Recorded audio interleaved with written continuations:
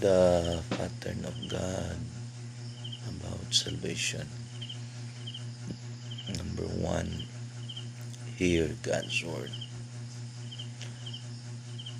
Number two,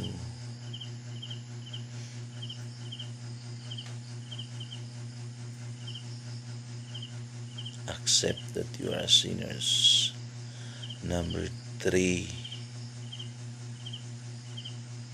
repentance of sin.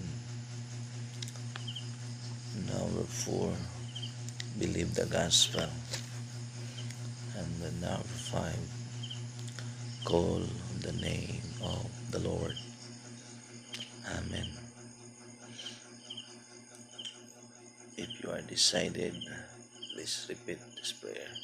Lord Jesus, I accept that I am a sinner